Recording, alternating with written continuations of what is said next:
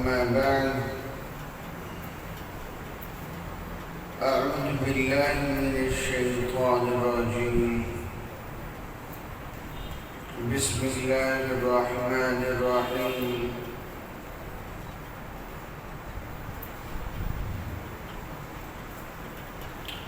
اليوم أكملت لكم دينكم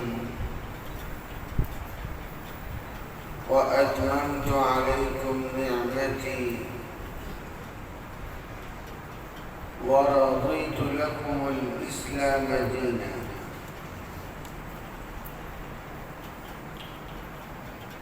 قال النبي صلى الله عليه وسلم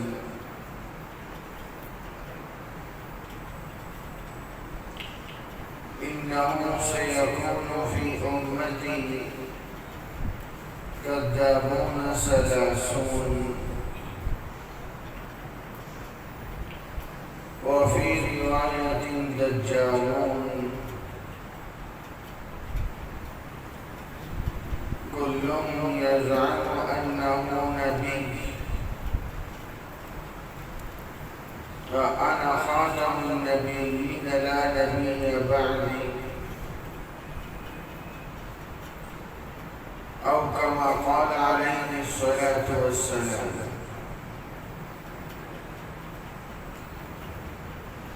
صدق الله العظيم وصدق رسوله النبي الكريم ونحن على ذلك لمن الشاهدين والشاكرين والحمد لله رب العالمين. انتہائی عقیدت اور محبت کے ساتھ درود پاک پڑھیں.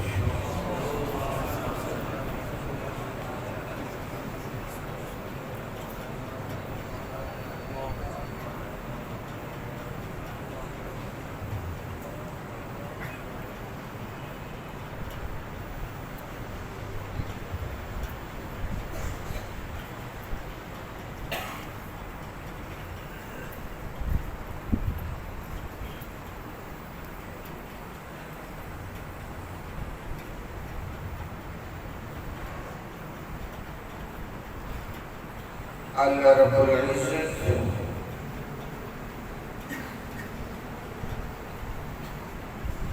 انبیاء کرام علیہم الصلاۃ والسلام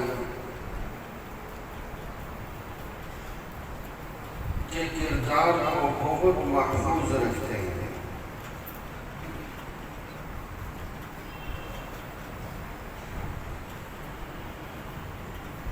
انبیاء علیہ السلام کا کردار بے عیب اور ہر قسم کے گناہوں سے پاک اور صاف ہوتا ہے.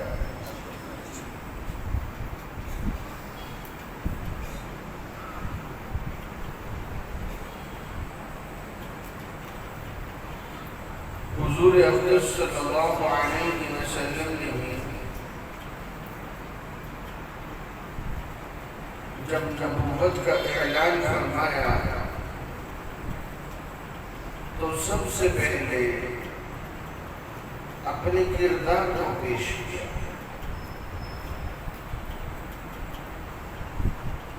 اور کردار اتنا نکھرا ہوا تھا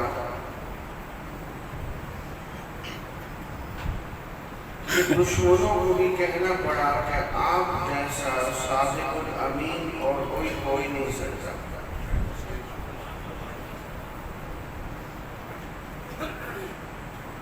مرزا قادیانی کا کردار کیا ہے؟ تھوڑی سی گفتگو ابتدا میں اس پر کرنے کے بعد اس فتنے کی سرخوبی میں جو امت مسلمہ کی کوششیں ہیں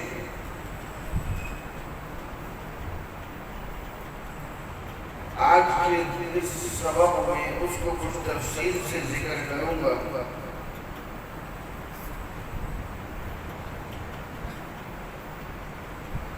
اللہ رب العزت سے دعا ہے کہ اللہ تعالی ہم سب کو حضور صلی اللہ علیہ وسلم کے جھنڈے تلے قیامت کے دن اکٹھا کرے۔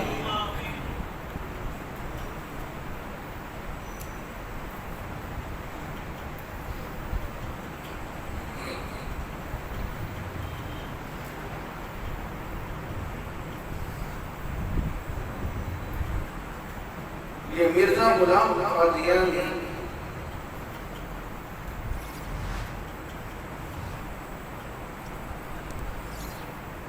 جھوٹ بولنا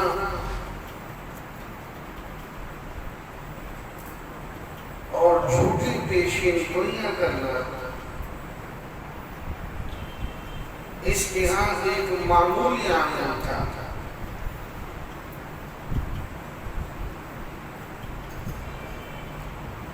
اور اخلاق اور کردار میں اتنا گرا ہوا تھا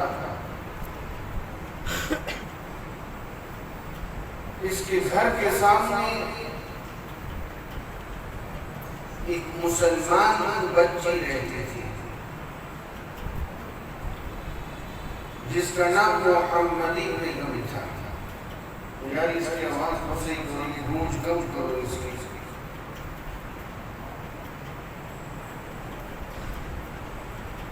محمدی بیگم،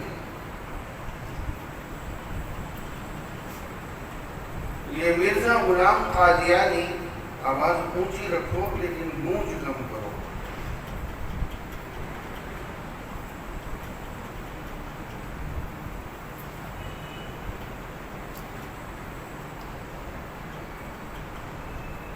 اس قدر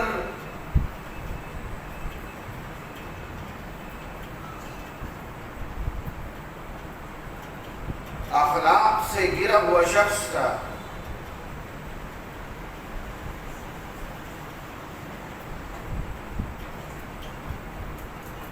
آواز تھوڑا سا اور کھولو۔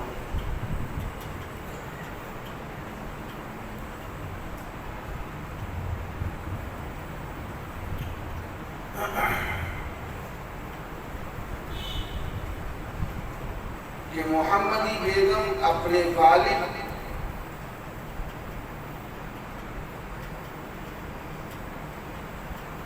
اس کا والد احمد بیگ جائیداد کے مسئلے میں آیا کہ یہاں سائن کر دیں۔ اب ٹھیک ہے آواز ہم نہ چھیڑنا۔ تو مرزا قادیانی کہنے لگا کہ میں استخارہ کر کے بچاؤں گا۔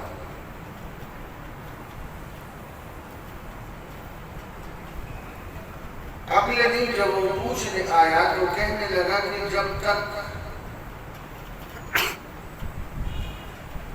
تم اپنی بیٹی کا نکاح میرے ساتھ نہیں کرو گے یہ مسئلہ اٹکا رہے گا۔ اس کا والد ایک شریف آدمی اور مسلمان تھا بچی کا۔ اس نے جلدی کے ساتھ اپنی بیٹی کا نکاح ایک مسلمان سلطان بیگ کے ساتھ کر دیا۔ اب اس مرزا قادیانی نے اپنی پیشین گوئیاں شروع کر دی۔ یاد رکھیں جب کبھی کسی کو دعوت دیں قادیانیت سے توبہ کرنے کی اس کے سامنے اس کا کردار رکھیں، باقی بحث بات میں ہوتی نہیں۔ مرزا قادیانی کہنے لگا کہ اگر وہاں سے طلاق نہ ہوئی اور یہ میرے نکاح میں نہ آئی تو 3 سال کے اندر اندر دونوں مر جائیں گے۔ اب یہ ایسا شخص ہے اور اللہ کی شان 3 سال کے بعد ان دونوں کو نزلہ تک نہ ہوا، مرنا تو دور کی بات ہے۔ 1908 میں مرزا قادیانی خود مر گیا لیکن یہ نکاح نصیب نہ ہوا، اور یہ محمدی بیگم پاکستان بننے کے بعد اس کا انتقال ہوا۔ مسلمان تھی اور مسلمان گھرانے کے اندر رہی۔ میرے استاد تھے حضرت مولانا محمد امین صفدر اکاڑوی رحمۃ اللہ علیہ۔ ان کے پاس ایک شخص آیا کہ میری بیٹی فلاں سکول میں پڑھتی ہے اور وہاں ایک قادیانی ٹیچر ہے، پڑھاتی ہے قادیانی۔ وہ ہر دوسرے تیسرے روز قادیانیت کی تبلیغ میں شروع ہو جاتی ہے۔ میں پریشان ہوں۔ حضرت نے فرمایا اس میں پریشانی کی کوئی ضرورت نہیں ہے، تم اپنی بیٹی کو ایک سوال سکھلا دو۔ وہ جب قادیانیت کی تبلیغ کرنے لگے صرف اتنا پوچھ لے کہ یہ بتاؤ کہ محمدی بیگم کون تھی؟ اس نے کہا ٹھیک ہے۔ اس نے اپنی بیٹی کو سمجھایا کہ جب وہ قادیانیت کی تبلیغ شروع کرے تو تم نے صرف اتنا کہنا ہے کہ بتاؤ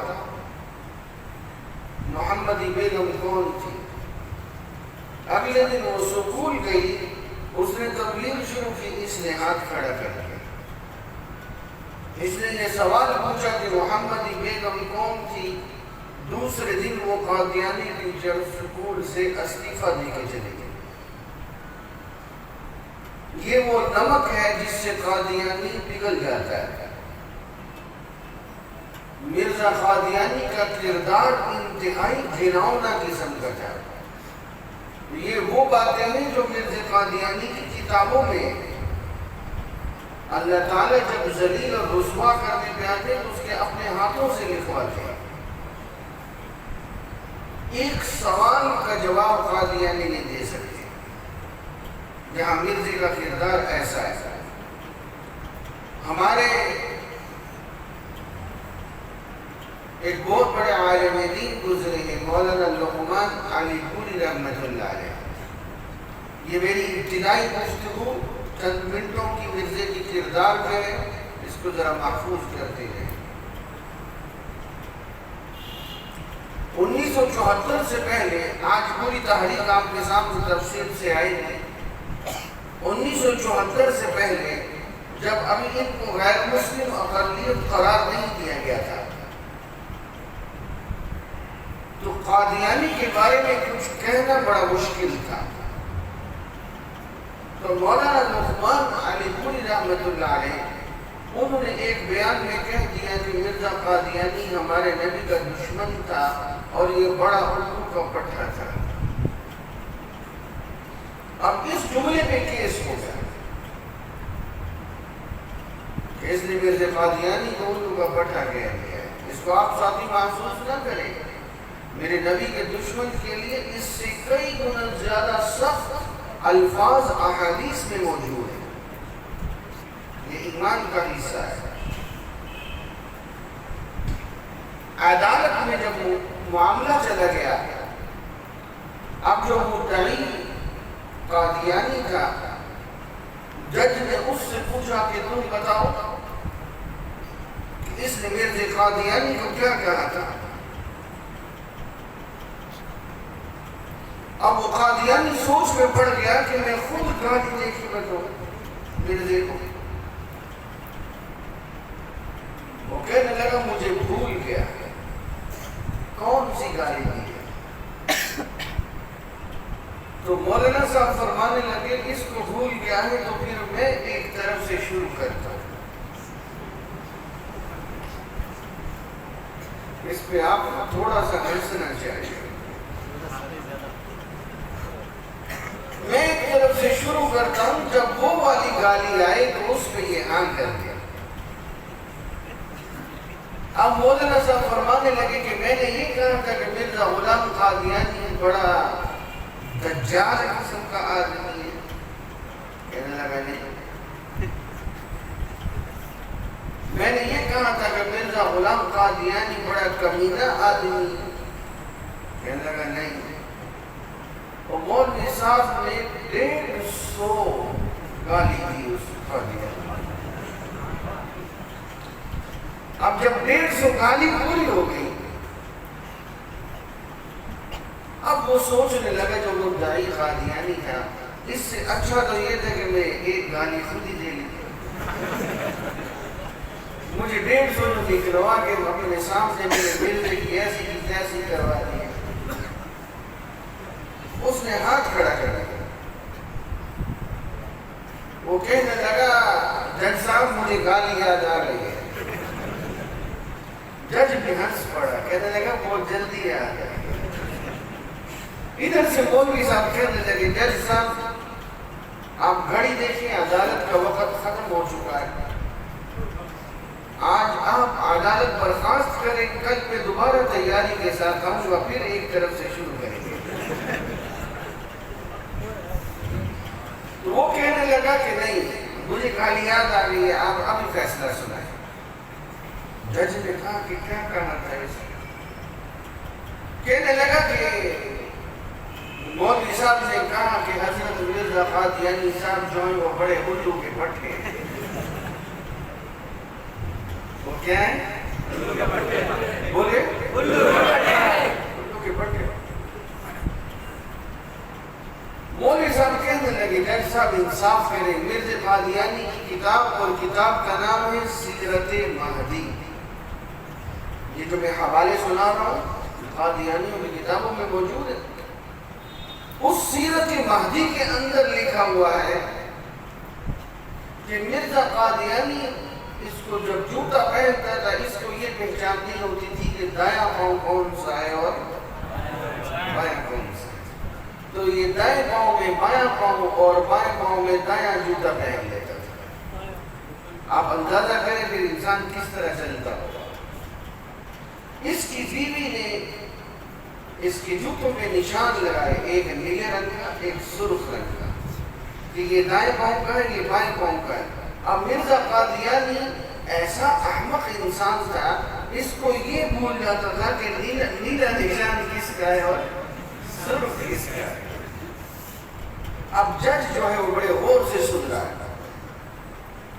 اور جج صاحب انصاف کریں, ان کی کتابوں میں لکھا ہوا ہے یہ جو مرزا قادیانی تھا یہ نیچے والا جو قمیض کا بٹن تھا صدری کا قمیض کا وہ ادھر لگاتا تھا اور یہ اوپر والا ادھر لگاتا تھا. کبھی لگا کے دیکھیں انسان کیسا لگتا ہے.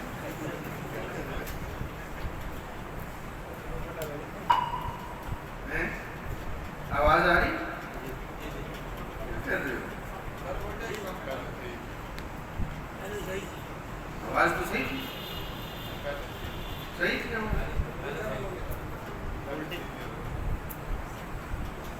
ادھر خواتین میں آواز آ رہی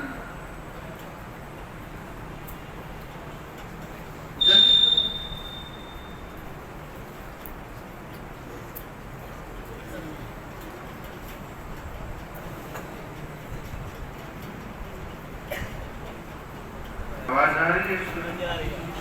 چلو ہم بات تو پوری کریں, میرا مضمون کافی لمبا ہے.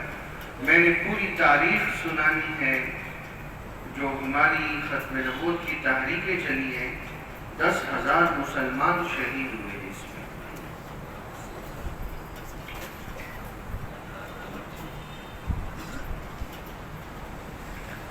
تو اس نے کہا جج صاحب کوئی انصاف کرے. توجہ ہے,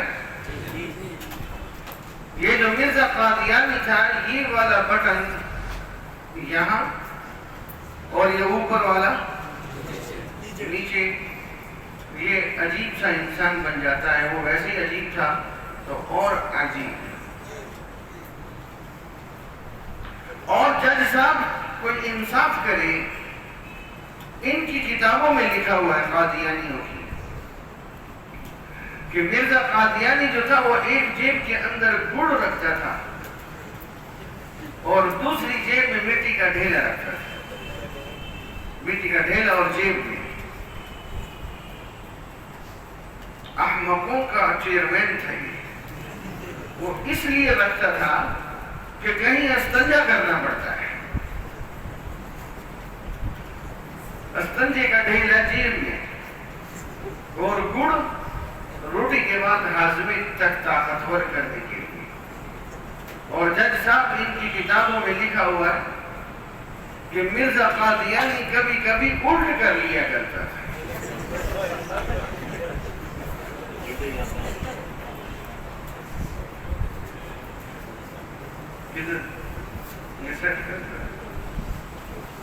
کبھی کبھی بولے. اب وہ جو جج تھا وہ ایسے کر کے نا بڑے غور سے سن رہا ہے اور وہ کہنے لگا یار یہ بڑا اردو کا پٹھا تھا.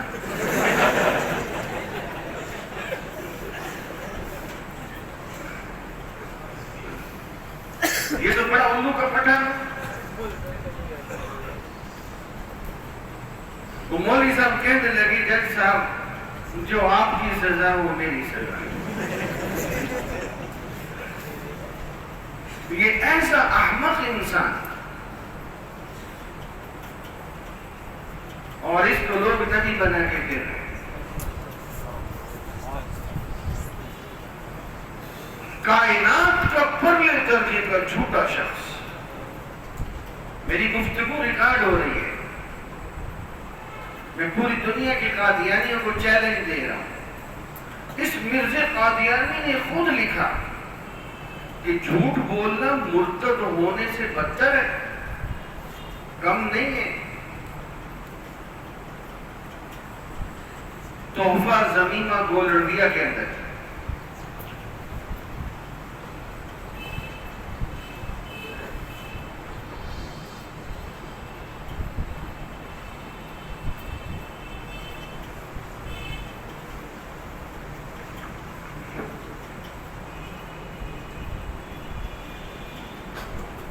تحفہ ضمیمہ گولرڈیا کے اندر لکھتا ہے کہ جھوٹ بولنا مرتد ہونے سے کم نہیں ہے. اور خود لکھتا ہے کہ قرآن مجید اور احادیث کے اندر یہ لکھا ہوا ہے کہ ایک زمانہ ایسا آئے گا جب آگ پہ چلنے والی سواریاں ہوں گی. میرے اس مجلس میں بہت بڑی تعداد میں علماء تشریف فرما ہیں. یہ پورے قرآن مجید میں کہیں میں ایسی بات نہیں ہے قرآن پہ جھوٹ بول رہا ہے مرزا قادیانی. یہ تذکرۃ الشہادتین کا حوالہ ہے. اور ایک جگہ کہتا ہے کہ اگر قرآن نے میرا نام ابن مریم نہیں رکھا تو میں جھوٹا ہوں. پورے قرآن نے مرزا قادیانی کا نام ابن مریم رکھا کہ یہ بڑا ہے آپ لوگ. اب یہ قرآن پہ جھوٹ بول رہا ہے.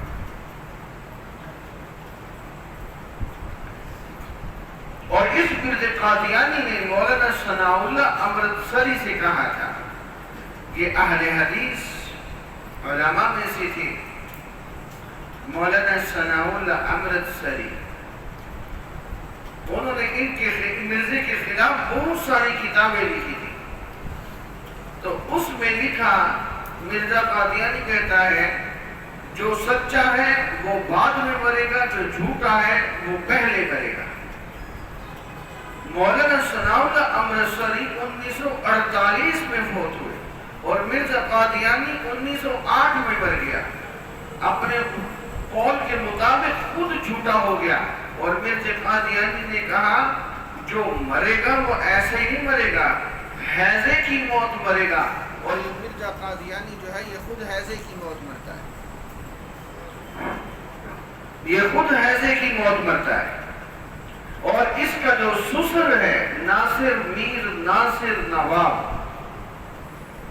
یہ آپ شاید اس کو اتنی اہمیت سے نہیں سن رہے ہوں گے. میری گفتگو کو قادیانی زیادہ اہمیت سے سن رہے ہیں. میر ناصر نواب مرزا قادیانی کا سسر ہے. اس نے لکھا کہ مرزا قادیانی کی زبان سے جو آخری الفاظ ادا ہوئے وہ یہ تھے کہ مجھے وبائی ہیضہ ہو گیا. یہ اللہ کے عذاب میں مبتلا ہو کے مرا ہے اور منہ مانگی موت مرا ہے. یہ جتنے میں نے حوالے دیے یہ انسان کے جھوٹا ہونے کے لیے کافی ہیں کہ یہ ہر دور میں جتنے بھی نبوت کی جھوٹے دعوے دار آئے ان میں سب سے بدتر قسم کا جو شخص ہے وہ مرزا قادیانی تھا. اب تھوڑی گفتگو کو میں مسلسل چلاتا ہوں. ادھر آواز صحیح ہے. 1901 میں اس نے مستقل نبی ہونے کا دعویٰ کیا. بہت دھیان سے لیجئے میری گفتگو کو اور اس کو محفوظ کیجئے. اور 1908 میں یہ شخص مر گیا. اس کا نمبر 24واں یا 25واں ہے. جھوٹے کتنے آنے ہیں؟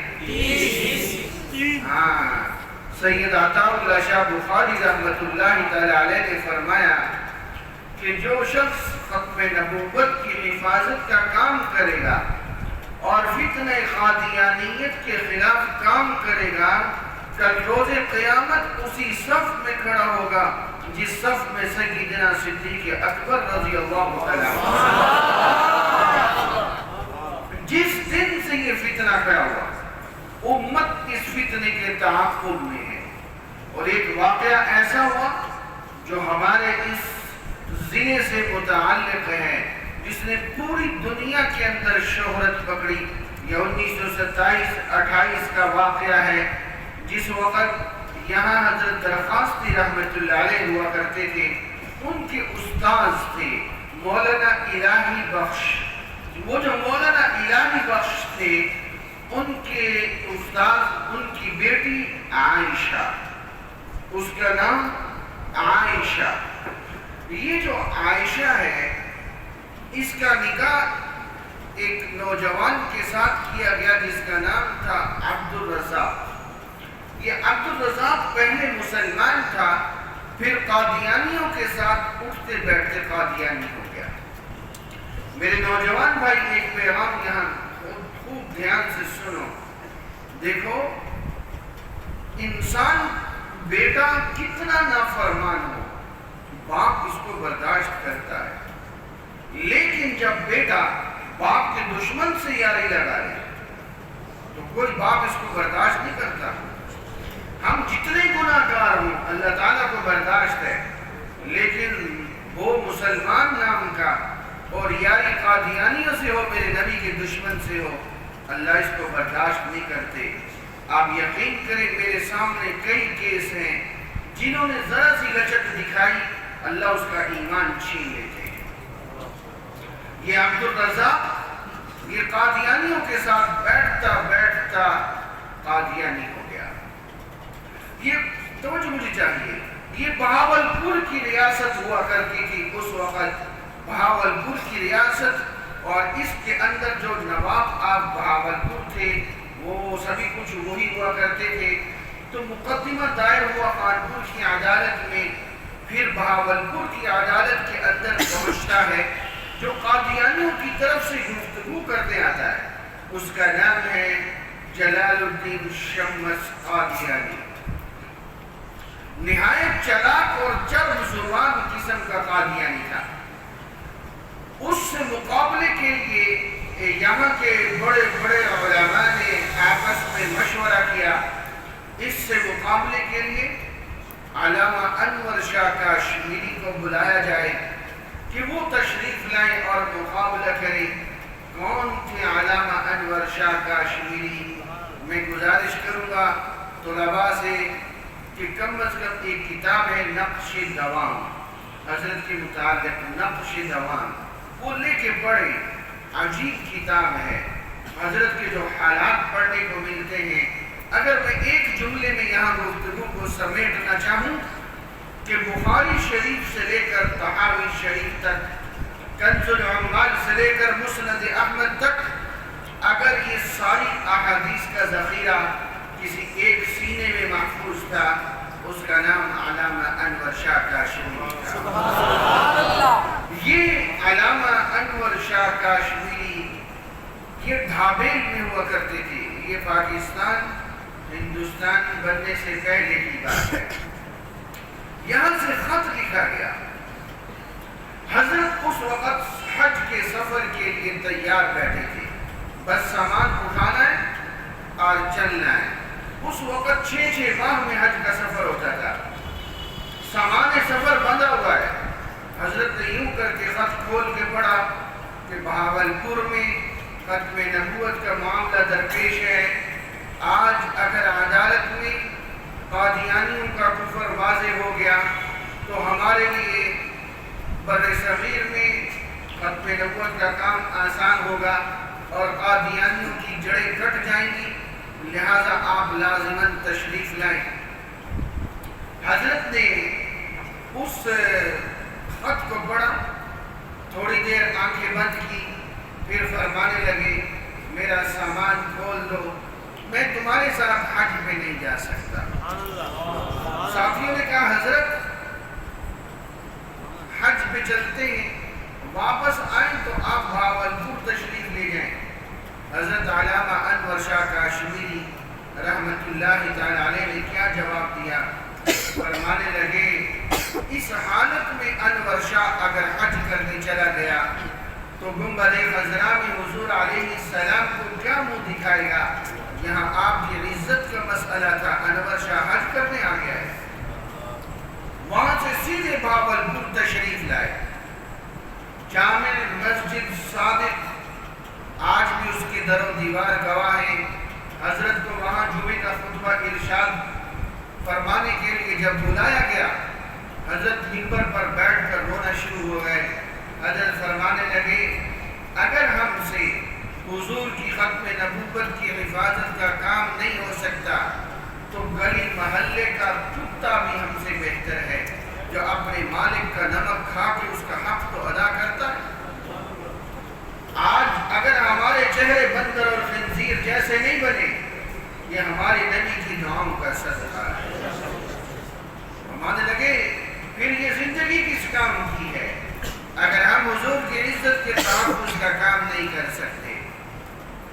مقدمہ شروع ہوا، اس مقدمے میں شہرت حاصل ہوئی، بڑے بڑے اکابر پہنچتے، درگاہ عالیہ دین پور شریف اس وقت یہاں پر سجادہ نشین تھے کتب وقت حضرت خلیفہ غلام محمد دین پوری نور اللہ مرقدہ، اللہ تعالیٰ ان کی قبر پہ کروڑوں رحمت نازل فرمائے۔ حضرت نوجوان کے کندھوں پہ ہاتھ رکھ کے چلتے تھے تو وہاں سے اسٹیشن پہ خانپور اور خانپور سے چارپائی پہ ان کے چارپائی کو ٹرین میں رکھا جاتا، بہاولپور اتارا جاتا اور عدالت کے ساتھ اندر رکھ دیا جاتا ان کی چارپائی کو۔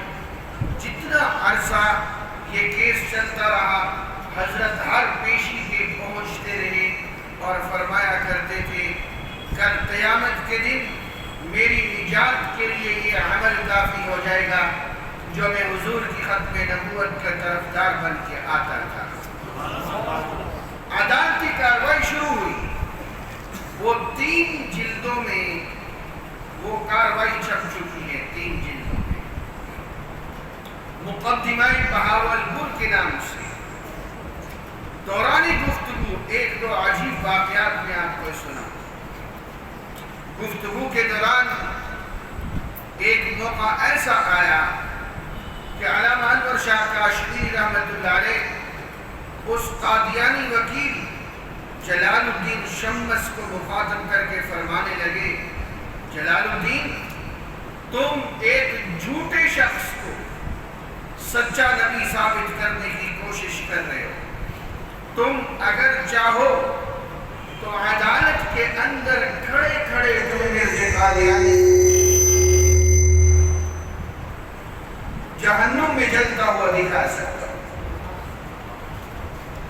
عدالت کے اندر کھڑے کھڑے مرزا قادیانی کو جہنم میں جلتا ہوا دکھا سکتا ہوں۔ وہ قادیانی خاموش، بول نہ سکا۔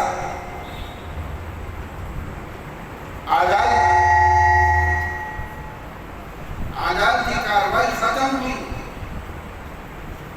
علماء کرام اکٹھے ہو کے علامہ انور شاہ کاشمیری کے پاس آئے، فرمانے لگے حضرت اگر وہ کہہ دیتا دکھاؤ تو؟ علامہ انور شاہ کاشمیری رحمت اللہ علیہ فرمانے لگے تم کیا سمجھتے ہو وہاں انور شاہ بات کر رہا تھا؟ وہاں انور شاہ نہیں محمد عربی کا غلام بات کر رہا تھا۔ اس کے کہنے میں دیر ہو سکتی تھی، میرے دکھانے میں دیر نہیں ہونی تھی۔ گفتگو کے دوران قادیانی نے عدالت میں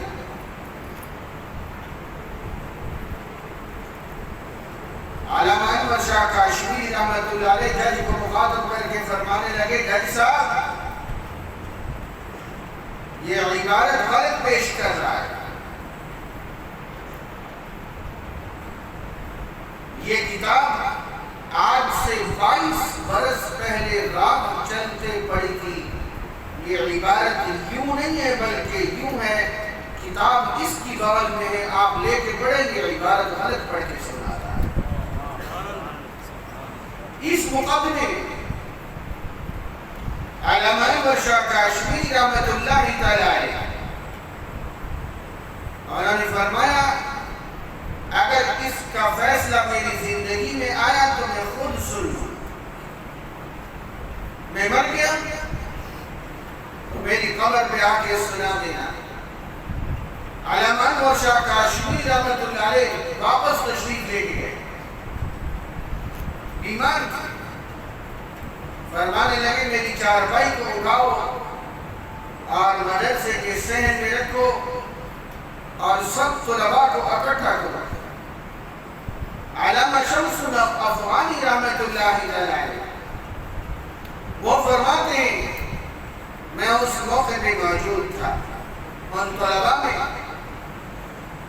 علامہ انور شاہ کاشمیری رحمۃ اللہ علیہ فرمانے لگے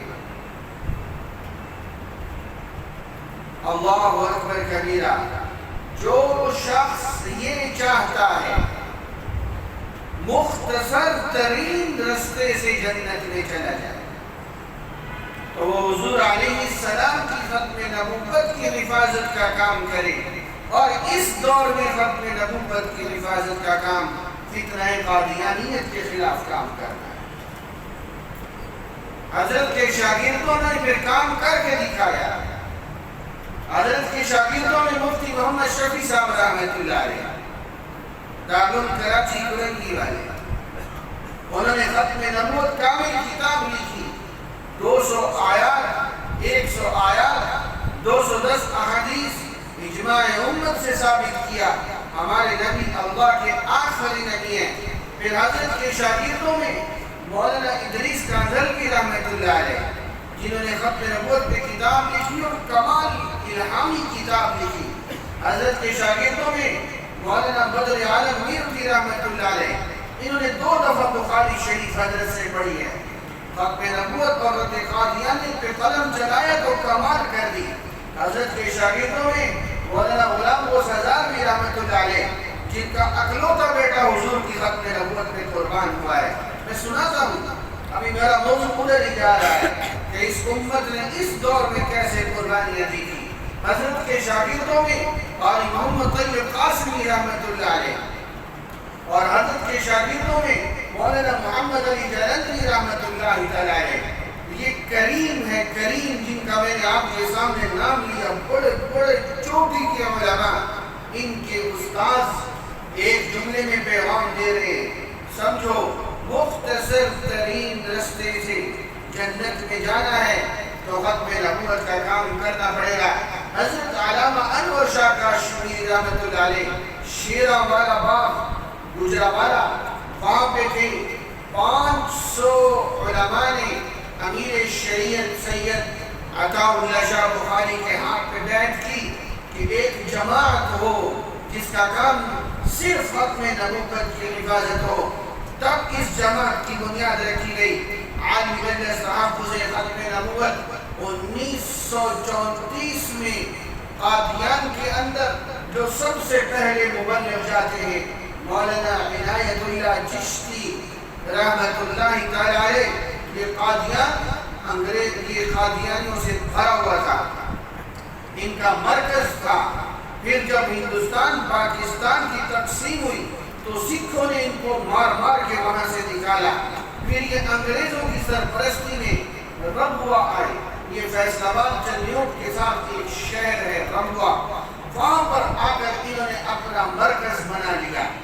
یہ کیا ہوا، یہاں سے یہ بچے کو دکھاؤ نیچے، اب ٹھیک ہے۔ علامہ انور شاہ کاشمیری رحمت اللہ تعالی علیہ، حضرت کا انتقال ہوا، پھر مولانا محمد صادق صاحب رحمت اللہ علیہ یہاں سے سفر فرما کے گئے اور ان کی قبر پہ جا کے کیس سنایا، فیصلہ سنایا کہ اللہ نے ہمارے نبی کی شان کو اور بلند کر دیا ہے، اور فیصلے، اور اس فیصلے میں نواب آف بہاولپور پہ پریشر آ گیا کہ نواب آف بہاولپور یہ گرمیوں کا موسم گزارتے تھے برطانیہ میں، برطانیہ کی ملکہ کو پتہ چلتا ہے کہ نواب آف بہاولپور ادھر ہے اور کیس بہاولپور کی عدالت میں ہے، انگریز تو یہ قادیانی تو انگریز نے خود کاشتہ خودا ہے، اس نے خصوصی ملاقات کی نواب آف بہاولپور سے اور اتنا پریشر دیا کہ نواب آف بہاولپور اچھا خاصا پریشان، اس نے جج اکبر کو بلایا، جج کا نام محمد اکبر تھا، اور جج اکبر سے کہا دیکھو ساری زندگی ہم مختلف رنگوں میں گزارتے رہے ہیں، لیکن آج معاملہ میرے نبی کی عزت کا ہے، میری یہ بہاولپور کی ایک ریاست نہیں، 1000 ریاستیں قربان میرے نبی کے ناموں سے نثارت، فیصلے میں کوئی لچک نہیں تھی، اس نے اس دباؤ کو ٹھکرا دیا اور فیصلہ قادیانی ذریت کے خلاف آیا۔ اس کے اثرات آج تک موجود ہیں۔ 1949 میں یہ جماعت بنی عالمی مجلس تحفظ ختم نبوت، اور ادھر 49 میں جماعت بنی اور اس جماعت کے پہلے امیر بنے سید عطا اللہ شاہ بخاری رحمت اللہ تعالی علیہ، اور ادھر پاکستان کا جو پہلا وزیر خارجہ تھا وہ ظفر اللہ قادیانی کو بنایا گیا، جو سکہ بر قادیانی تھا، اور اس نے اپنی وزارت میں پورے پاکستان کے جتنے سفارت خانے تھے ان کو اس نے قادیانی عبادت گاہوں کے اندر تبدیل کر دیا۔ یہ جو ظفر اللہ قادیانی تھا، اس کے وزیر خارجہ بننے پر امت مسلمہ مشتعل تھی کہ ملک کلمے کی بنیاد پہ بنا ہے، اور پہلا وزیر خارجہ قادیانی، یہ کیا ماجرا ہے؟ یہ میں اور آپ اس کو نہیں سمجھ سکتے، یہ ان سے پوچھئے جو پاکستان کی ہجرت کے وقت جب باپ اپنی سگی بیٹی کو اپنے ہاتھ سے ذبح کرتا ہے کہ میں اپنی آنکھوں سے تیری عزت کو سکھوں کے ہاتھوں سے لٹتے ہوئے نہیں دیکھ سکتا، ان سے پوچھو اس ملک کی قدر و قیمت کیا ہے۔ آج وطن آزادی کے دن میرے نوجوان موٹر سائیکل سے سیٹی نکال کے شور کرتا ہے، اس کو پتہ ہی نہیں ہے اس ملک پہ اسلام کے نام پہ کتنی بڑی قربانی دی گئی ہے۔ وہ زخمی مسلمان جو بڑی بڑی جائیدادیں چھوڑ کے آئے، جب پاکستان پہنچے، پہلا وزیر خارجہ قادیانی، آپ سوچ نہیں سکتے ان کے زخموں پہ کیسا نمک چھڑ کر گیا تھا۔ تو عالمی مجلس تحفظ ختم نبوت نے یہ بنیاد رکھی کہ اس پہ تحریک چلنی چاہیے تھی۔ اس سے پہلے ایک واقعہ ہوتا ہے، یہ ظفر اللہ قادیانی نے کراچی کے اندر ایک کانفرنس رکھی اور اس کا نام رکھا زندہ اسلام۔ زندہ اسلام کیا مطلب؟ کتنا بڑا زہر چھپا ہوا ہے اس نعرے کے اندر، زندہ اسلام، یعنی جو محمد عربی دین لائے ہیں وہ نعوذ باللہ مردہ ہو گیا ہے، جو مرزا قادیانی لایا ہے وہ زندہ ہے۔ یہ اسلام آباد تو بعد میں بنا دارالخلافہ، پہلے کراچی تھا، کراچی کے نشتر پارک میں اس نے جلسہ رکھا، زندہ اسلام۔ پاکستان کا وزیر اعظم خواجہ ناظم الدین تھا، ہماری جماعت کا وفد ملا کہ یہ کیا ہو رہا ہے، یہ اپنی وزارت کا غلط فائدہ اٹھا رہا ہے۔ خواجہ ناظم الدین نے کہا میں بے بس ہوں، میں قادیانیوں کے خلاف کچھ کرنے کی پوزیشن میں نہیں ہوں، ورنہ امریکہ ہماری گندم بند کر دے گا. یہ ہمارے حکمران تھے. اور اس ظفر اللہ قادیانی نے کہا میں قادیانی پہلے کسی ملک کا وزیر خارجہ بعد میں. اس نے پوری دنیا کے سفیروں کو بلایا کہ آپ سب آئیں اور اس کانفرنس میں شریک ہوں. نشتر پارک میں سٹیج سجا دیا گیا. ہماری جماعت میں اس وقت جو کراچی کے امیر تھے مولانا لال حسین اختر رحمت اللہ تعالی علیہ، اللہ تعالیٰ ان کی قبر پہ کروڑوں رحمت نازل فرمائے. یہ پہلے قادیانی تھے اور کئی زبانوں پہ عبور تھا.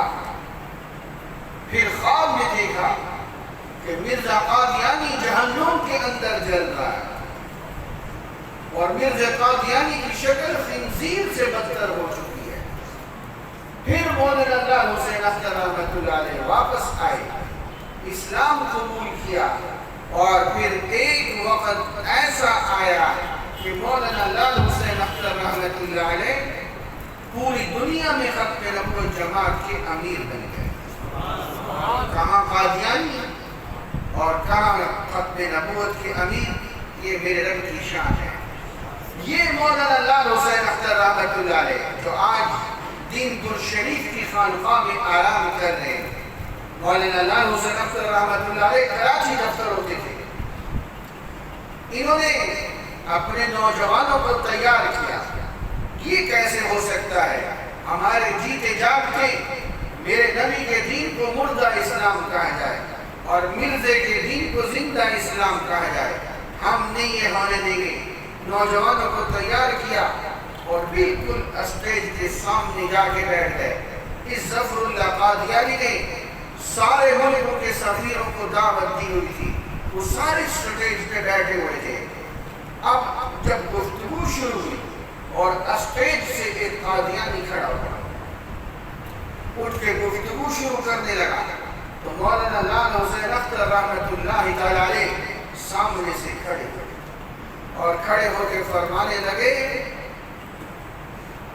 اگر تم نے میرے نبی کے دین کے متعلق ایک لفظ بھی منہ سے نکالا تو تیری زبان بدھی سے نکال کے کتوں کے سامنے ڈالا. وہ اسٹیج پہ اور قادیانی اکٹھے ہو گئے. انہوں نے مولانا کے خلاف زبان درازی کی. بس یہ وہ موقع تھا جب ختم نبوت کے جیالے پہلے سے تیار بیٹھے تھے. وہ چھلانگ لگا کے جب اسٹیج پہ چڑھے تو یہاں جو مورخ کا قلم لکھتا ہے وہ لکھا یہ ہے اس کے بعد اسٹیج پہ بیٹھنے والوں کو یہ نہیں پتا تھا کہ ہم نے بھاگنا کس طرف ہے. وہ دن اور آج کا دن عالمی مجلس تحفظ ختم نبوت کی جماعت کی برکات ہے. پھر قادیانیوں کو جرأت نہیں ہوئی ہے کہ کبھی عالم اعلان میرے نبی کے دین کو مردہ دین کہہ سکے. لیکن یہ تحریک کی شروعات بن گئی. قادیانی نوازی اس وزیر اعظم کی طرف سے تھی. پورے ملک میں تحریک شروع ہو گئی. 3 مطالبے تھے. 3 ذرا توجہ سے یاد کریں اپنی تاریخ کو. آج کتابوں سے میری تاریخ مٹائی جا رہی ہے. 3 مطالبے لے کے مسلمان کھڑے ہوئے. پہلا مطالبہ قادیانیوں کو غیر مسلم اقلیت قرار دو تاکہ نوجوانوں کا ایمان بچے.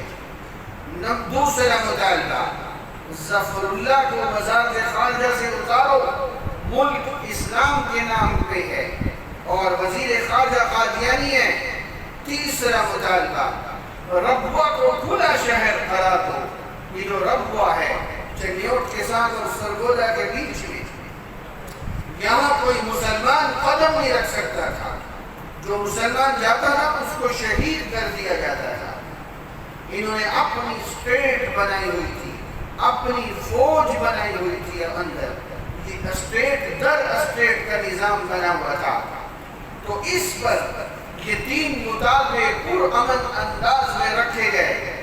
لیکن جو قادیانی شرمگیزیاں شروع ہوئیں اور مسلمانوں پہ ظلم و ستم توڑے گئے, 10 سے 15 ہزار مسلمان اس تحریک کے اندر شہید ہوئے.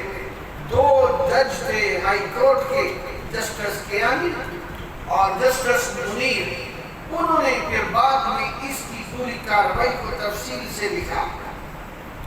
تو جسٹس منیر عدالت میں آیا، وہ علماء کا مذاق اڑا رہا تھا کہ تم دین کا معنی بتاؤ۔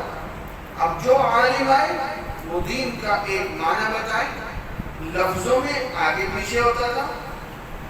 توحید کس کو کہتے ہیں؟ اللہ ایک ہے۔ دوسرے عالم سے پوچھتا تم بتاؤ، وہ کہتے کہ وحدہ لا شریک کو کہتے ہیں، ہمارا ایک ہی دونوں کا۔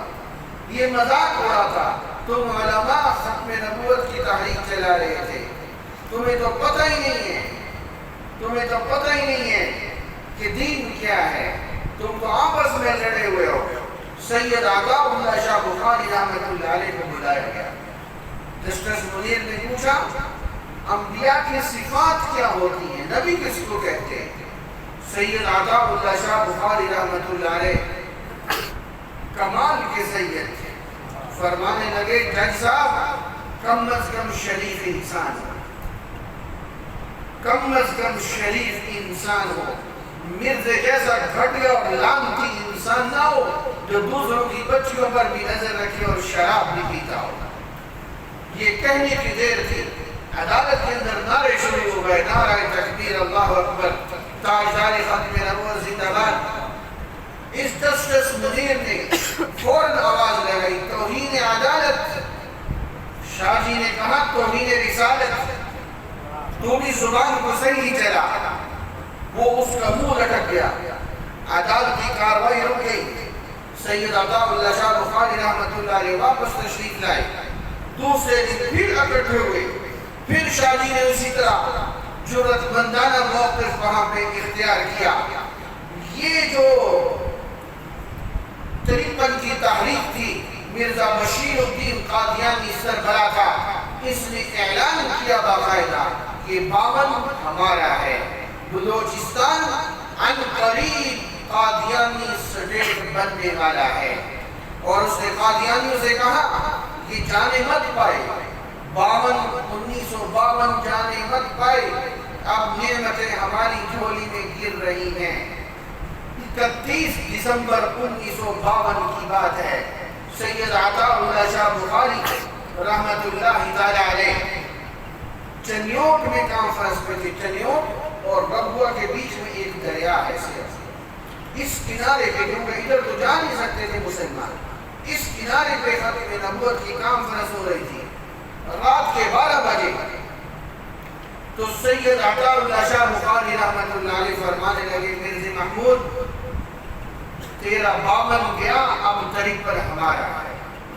اب ہم تمہیں بتائیں گے کہ محمد عربی کے غلام کیا کچھ کر سکتے ہیں۔ وہ پرامن تحریک جو چل رہی تھی، وہ جنرل اعظم کے نام سے، اور پتہ نہیں کتنے تھے جنہوں نے اپنی قبروں کو کالا کیا، اور قادیانیوں نے جو اس میں شرانگیزی کی ہے، 10,000 مسلمان شہید ہوئے۔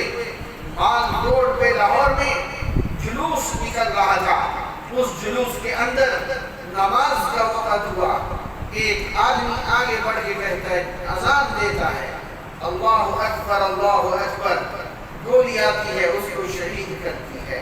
پھر دوسرا آگے بڑھتا ہے، وہ اللہ اکبر، دوسری گولی آ کے اس کو شہید کرتی ہے۔ 11 افراد شہید ہوتے ہیں، تب جا کے اذان پوری ہوتی ہے۔ میں صدیوں پرانا واقعہ نہیں سنا رہا، یہ 1953 کی تحریک ہے، جب لاہور میں کرفیو لگا ہوا تھا۔ ایک 80 سال کا بابا 5 سالہ پوتے کو کندھے میں بٹھاتا ہے اور سمجھاتا ہے ہمارے جیتے جی ہم ختم نبوت زندہ باد کا نعرہ میرا لگائیں اسلامی مملکت میں، یہ کس طرح ہو سکتا ہے؟ پوتے کو کندھے میں بٹھایا، وہ بابا باہر نکلا، اس کو بیڑے سے سمجھایا ہوا تھا۔ اس بابے نے کہا ختم نبوت، اس 5 سالہ پوتے نے کہا زندہ باد۔ 2 گولیاں آئیں اور دونوں کو ٹھنڈا کر دیا، لیکن خدا کی قسم کل قیامت کے دن میرے نبی کی شفاعت کے مستحق بن گئے۔ ماں جا رہی ہے، اکلوتے بیٹے کو لے کے सेहरा लगा हुआ है, बारात लेके जा रही है, अकलौता बेटा यतीम है। गोलियों की चलने की आवाज आती है, थरथराहट की आवाज आती है। पूछती है ये क्या है? बताया जाता है कि खत्म नबूवत के परवानों पे गोलियां चल रही है। अल्लाहु अकबर कबीरा। अपने बेटे का सेहरा खींचा और बेटे से कहा, बेटा जाओ मेरे नबी की खत्म नबूवत पे कुर्बान हो जाओ, अब क़यामत के दिन तुम्हारे अपने नबी के सामने शादी करो। वो बच्चा गया, नौजवान 17-18 बरस का, और उन गोलियों की थरथराहट में शहीद होता है। मौलाना गुलाम गौस हज़ारवी रहमतुल्लाह अलैह, इनके लिए गोली का आदत था, जहाँ पाओ गोली से उड़ा दो। ये छुपते छुपाते खानकाह सिराजिया पहुँचते हैं, दरगाह आलिया नक्शबंदिया की बहुत बड़ी खानकाह, वहाँ जाके छुपते हैं। ख्वाजा मोहम्मद अब्दुल्ला रहमतुल्लाह अलैह उनसे मिलते, वो फरमाते यहाँ छुप जाओ, छुपना भी सुन्नत है। वो छुप जाते हैं, 3 दिन छुपते हैं, फिर सोच में पड़ जाते हैं कि छुपना तो 3 दिन सुन्नत है, अब क्या करूं? ये सोचते ही ऊँघ आई, नींद आई। उस कैफियत में अल्लाह के नबी का दीदार आप सल्लल्लाहु अलैहि वसल्लम ने इरशाद फरमाया, गुलाम गौस तुम निकल के मेरी खत्म नबूवत की हिफाजत का काम करो, कोई तेरा बाल भी भीगा नहीं कर सकता। फिर मौलाना गुलाम गौस हज़ारवी फरमाते मैं निकला, फिर मैं एक एक कॉन्फ्रेंस पे पहुंचता था और नौजवानों को बेदार कर रहा था। एक लंबी तहरीक के बाद घर पहुंचते हैं। वाक़या सुनाना आसान है, जरा अमल करके दिखाना मुश्किल है। मेरे नबी ने फरमाया वो शख्स मोमिन नहीं है, वो शख्स मोमिन नहीं है जो दुनिया की हर चीज से ज्यादा मुझे महबूब नहीं बना लेता। मौलाना गुलाम गौस हज़ारवी रहमतुल्लाह अलैह घर पहुंचते हैं।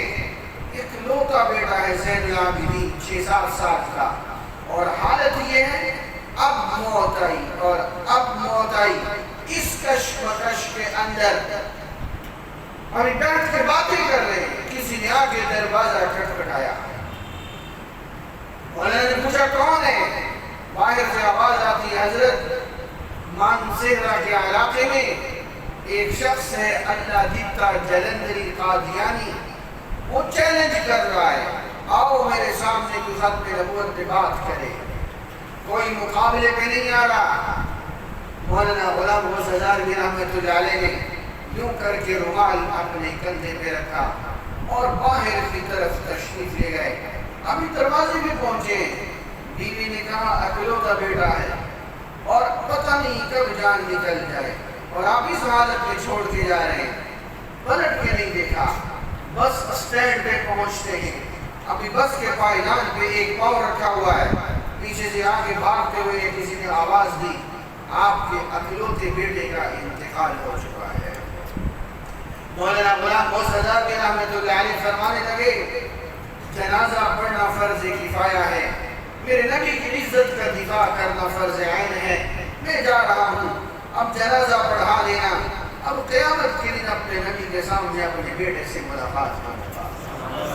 ये ऐसे थोड़ी है, ये तहरीक वो लोग जिन्होंने खून देकर फूलों को रंगत बख्शी है, 2-4 से दुनिया वाकिफ है, गुमनाम न जाने कितने। ये सैयद अमीन गिलानी रहमतुल्लाह अलैह, सलमान गिलानी जिनके बेटे शायर आजकल बीमार है, अल्लाह ताला उनको सेहत फरमाए। ये अमीन गिलानी मैंने उनकी ज़ियारत की है, 53 की तहरीक में गिरफ्तार करके लाए गए, जेल के अंदर पहुंचे। अब इनकी माँ इनको मिलने के लिए आई। माँ जो आई अपने बेटे को मिलने के लिए, तो आंखों के अंदर आंसू आ गए। जेल का अफसर मौके की तलाश में था, उसने कहा कि मौका अच्छा है। उसने माफीनामा उठाया और अमीन गिलानी फरमाते मेरी माँ के पास लाया और कहने लगा अपने बेटे से कहो माफीनामे में दस्तखत कर दे, चाहे आज के बाद तहरीक का हिस्सा न बने, اس کو ساتھ لے جاؤ۔ سید امین میلانی فرماتے میں پریشان، نہیں ماں کیا جواب دیتی ہے، لیکن وہ بھی تو سیدہ تھی۔ اس ماں نے جو جواب دیا، اس نے اس افسر سے کہا تم نے میرے ایمان کی بڑی تھوڑی قیمت لگائی ہے، میرے 10 بیٹے ہوتے میں حضور کی ختم نبوت پہ قربان کرتا۔ سبحان اللہ۔ یہ چن چن کے ختم نبوت کے پروانوں کو شہید کیا گیا، ساری قیادت جیل کے اندر۔ اور کیا ہوا؟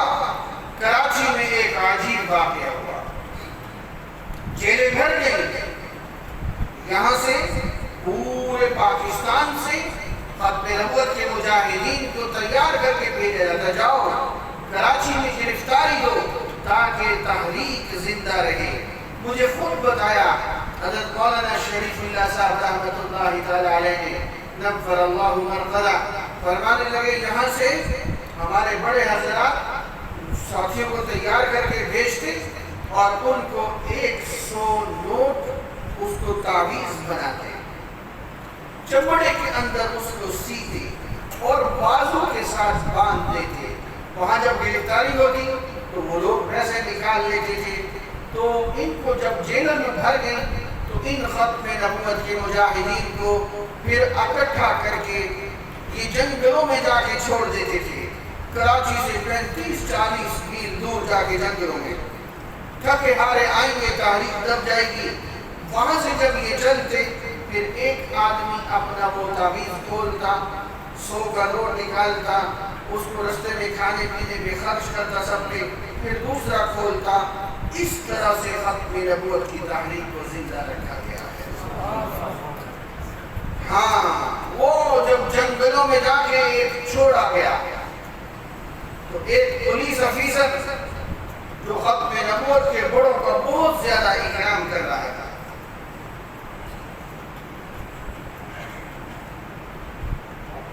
وہ ایک مولانا تاج الدین انصاری ختم نبوت کے بڑے، انہوں نے پوچھا کہ تم اتنا احترام کیوں کر رہے ہو؟ وہ پولیس افسر کہنے لگا میں نے تمہارے تربیت یافتہ ایک بچے کا ایمان دیکھا ہے، میں اس وجہ سے آپ لوگوں کا احترام کرتا ہوں۔ کیا ہوا؟ وہ کہنے لگے جب 35-40 میل دور کراچی سے جب ہم نے مجاہدین ختم نبوت کو اتارا تو وہاں ایک 6-7 سال کا بچہ وہ اکیلا کھڑا ہوا۔ وہ پولیس افسر کہنے لگا میں نے اس بچے سے جا کے پوچھا کہ تمہارے والد کیا ہیں؟ وہ بچہ کہنے لگا وہ تو فوت ہو چکے۔ بڑا بھائی؟ وہ بچہ کہنے لگا میرا کوئی بڑا بھائی نہیں، گھر میں بڑا ہوں اور میری ماں نے مجھے حضور کی ختم نبوت کے لیے بھیجا ہے۔ وہ پولیس افسر کہنے لگا کوئی چچا، کوئی اور عزیز؟ کہنے لگا کوئی نہیں۔ پولیس افسر کہنے لگا پھر تم آؤ، تم کہاں چلو گے؟ مر جاؤ گے، بیٹھ جاؤ، میں تمہیں واپس لے جاؤں۔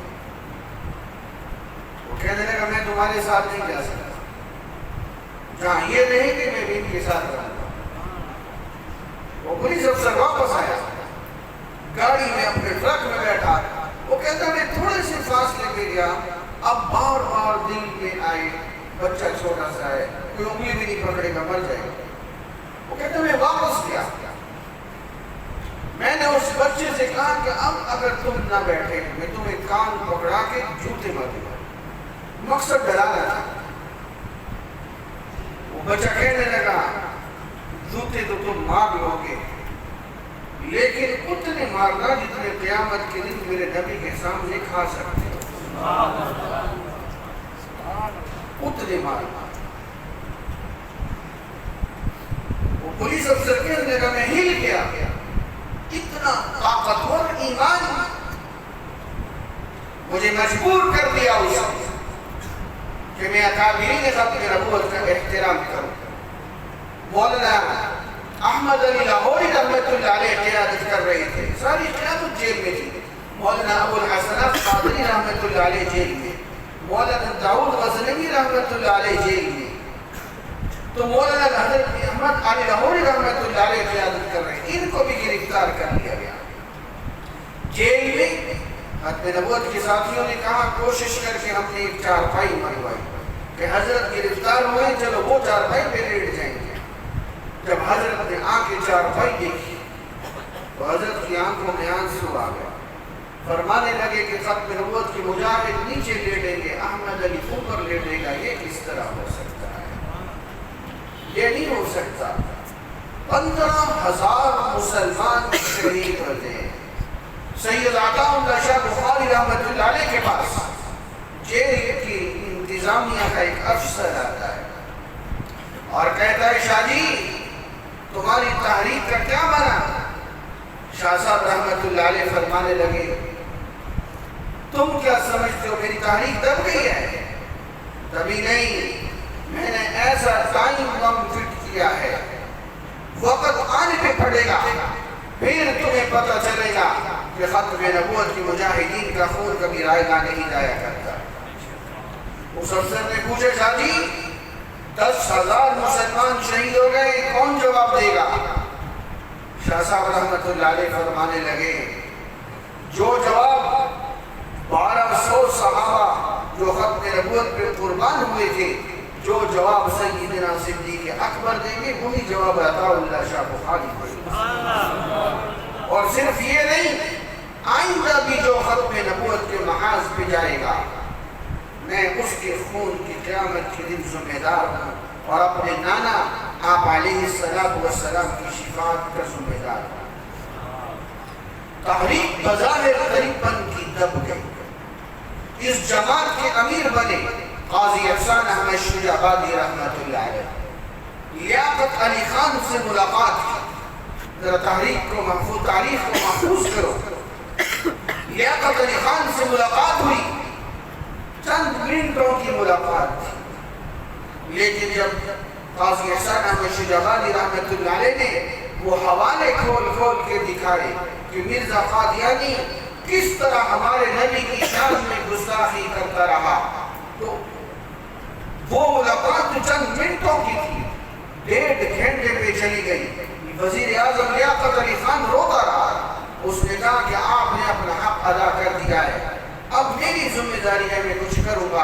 اور طے تھا کہ اگلی تقریر میں انہوں نے اعلان کرنا تھا کہ ظفر اللہ قادیانی اب وزیر خارجہ نہیں ہیں، اور اگلی تقریر میں لیاقت باغ راولپنڈی کے اندر ان کو ایک قادیانی کنزے نے گولی مار کے شہید کیا.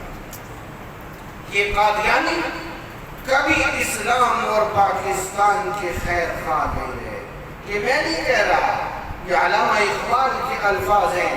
یہ ملت اور ملک کے غدار ہیں، یہ کبھی بھی اس وطن کے خیر خواہ نہیں رہے. آئیے میں تھوڑے سے بتاؤں تاریخ کے حصے میں. یہ خلافت عثمانیہ جس وقت ختم ہوئی، پوری دنیا کے مسلمان یوں جڑے ہوئے تھے آپس کے اندر، اور جب یہودی سازش سے خلافت عثمانیہ ٹوٹی پوری دنیا کا مسلمان رو رہا تھا اور قادیان کے اندر گھی کے چراغ جلائے جا رہے تھے، یہ اس پہ خوشیاں منا رہے تھے.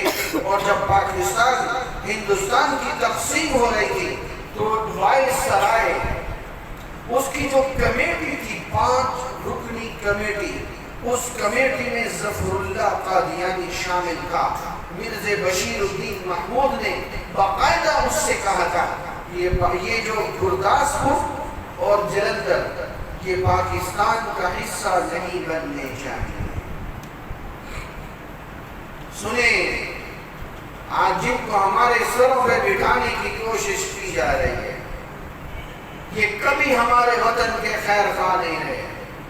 یہ گرداسپور جلندھر یہاں اس کی نوعیت یہ تھی، طے یہ ہوا تھا جو مسلم اکثریت علاقے ہیں وہ پاکستان کو ملیں گے، جہاں غیر مسلم زیادہ ہیں وہ ہندوستان کو ملیں گے. تو طے یہ ہوا کہ اس وقت جلندھر اور گرداسپور میں قادیانی اس پوزیشن میں تھے اگر یہ مسلمانوں کی لسٹوں میں اپنا نام لکھواتے تو یہ پاکستان کے دونوں شہر بن جاتے، جلندھر اور گرداسپور، اور اگر وہ غیر مسلموں کے لسٹوں میں لکھواتے تو یہ پھر ایٹومیٹکلی انڈیا کا حصہ بننے تھے۔ اس موقع پر پوری دنیا کی نظریں تھی قادیانی کیا کرتے ہیں۔ ان قادیانیوں نے اپنے آپ کو اس وقت غیر مسلموں کی لسٹوں میں اپنا نام لکھوایا۔ آج یہ پوری دنیا میں جا کے پروپیگنڈا کرتے ہیں، ہمیں مسلمان اپنے ساتھ چلنے نہیں دیتے، تم تو خود اپنے آپ کو غیر مسلموں کی صفوں میں شامل کروا کے آئے ہو۔ اور جب قائد اعظم محمد علی جناح کا جنازہ رکھا ہوا تھا، اس جنازے کے وقت ظفر اللہ قادیانی وزیر خارجہ تھا، پوری دنیا کا میڈیا متوجہ تھا۔ جسٹس منیر نے اپنی انکوائری رپورٹ میں بھی لکھا ہے، یہ اچانک صفوں کے اندر سے نکل کے ظفر اللہ قادیانی ایک طرف کھڑا ہو گیا۔ بعد میں اس سے پوچھا گیا کہ تم نے جنازہ کیوں نہیں پڑھا؟ اس نے کھلے لفظوں میں کہا جو مرزا قادیانی کو نبی نہیں مانتا وہ کافر ہے، اور کافر کا جنازہ نہیں پڑھا جاتا۔ انہوں نے خود اپنے آپ کو مسلمانوں کی صفوں سے علیحدہ شو کیا ہے۔ جب کراچی کے اندر زندہ اسلام کے نام سے انہوں نے اشتہار چھاپا، کیا انہوں نے اپنے آپ کو علیحدہ شو نہیں کیا؟ یہ مرزا قادیانی کے لائے ہوئے دین کو زندہ اسلام اور میرے نبی کے لائے ہوئے دین کو مردہ اسلام کہیں، یہ علیحدہ نہیں ہے۔ اور اس کے بعد قومی اسمبلی کے اندر، پاکستان کی قومی اسمبلی میں جس وقت بحث شروع ہوئی، یہ ابھی اس کی تفصیل میں بتانے جا رہا ہوں، تو مفتی محمود رحمت اللہ تعالی علیہ نے یہ سوال پیش کیا، کیا مرزا قادیانی نے یہ بات نہیں لکھی جو مجھے نبی نہیں مانتا وہ پکا کافر اور جہنمی ہے؟ پوری اسمبلی کے کان کھڑے تھے کہ کیا جواب آتا ہے۔ یہ مرزا ناصر قادیانی کا سربراہ کھڑا ہوا اور اس نے کھلم کھلا کہا جو مرزا قادیانی کو نبی نہیں مانتا وہ پکا کافر اور جہنمی ہے۔ میں نے 4 حوالے آپ کے سامنے تاریخ کے رکھے، انہوں نے خود اپنے آپ کو مسلمانوں سے علیحدہ شو کیا ہے۔ یہ گرداسپور اور جلندھر، یہ جو آپ واقعات پڑھتے ہیں، مسلمانوں کے خون سے ہولی کھیلی گئی ہے، کہ لاکھوں مسلمان جو شہید ہوئے، اس خون میں ان قادیانیوں کا بنیادی کردار ہے۔ اور آپ پوچھیں، کشمیر کو واحد رستہ جو جاتا ہے وہ گرداسپور سے جاتا ہے۔ یہ گرداسپور اگر پاکستان کو مل جاتا تو ہماری افواج کو جنگیں نہ لڑنی پڑتی وہاں۔ کشمیر خود بخود پاکستان کا حصہ بنتا۔ یہ قادیانی پہلے دن سے اس وطن کے دشمن ہیں اور ہمیشہ اس پاکستان کی جڑیں کھوکھلی کرنے میں۔ جاؤ پوچھو قدرت اللہ شہاب سے 65 کی جنگ کی بنیاد کیا بنی ہے، اس نے لکھا ہے کہ قادیانی شرح انگیزی تھی جس کی وجہ سے نوبت یہاں تک پہنچی۔ اور یہ پاکستان کے 2 حصے کیوں بنے؟ یہ ایم احمد قادیانی، ایم عالم احمد قادیانی کا ایم قادیانی ہے، یہ منصوبہ بندی کمیشن کا چیئرمین تھا۔ بنگلہ دیش جو مشرقی اور مغربی 2 حصوں میں پاکستان تھا۔ شیخ مجیب الرحمان جو بعد میں بنگلہ دیش کا لیڈر بنا، اس نے خود لکھا کہ بنگالیوں کے اندر احساس کمتری پیدا کرنے والا یہ قادیانی تھا، جس کی وجہ سے بنگالیوں نے علیحدہ وطن کا سوچنا شروع کیا اور پاکستان کے 2 حصے کیے گئے۔ اور یہ جو ذوالفقار علی بھٹو تھے، انہوں نے سائنس کانفرنس بلائی، سائنس کانفرنس۔ اس کانفرنس میں یہ عبدالسلام قادیانی کو بلایا گیا، جس کو نوبل انعام دیا گیا۔ اور ہمارے یہ ذہنی غلام لوگ مرتے ہیں، جناب نوبل انعام مل گیا، نوبل انعام نہ ہوا جنت کا ٹکٹ ہو گیا۔ میں آپ سے پوچھتا ہوں، جو نوبل انعام اوباما امریکی صدر کو امن کا نوبل انعام ملے، جس نے عراق اور افغانستان میں کھوپڑیوں کے مینار کھڑے کر دیے، یہ اس کا حق بنتا تھا؟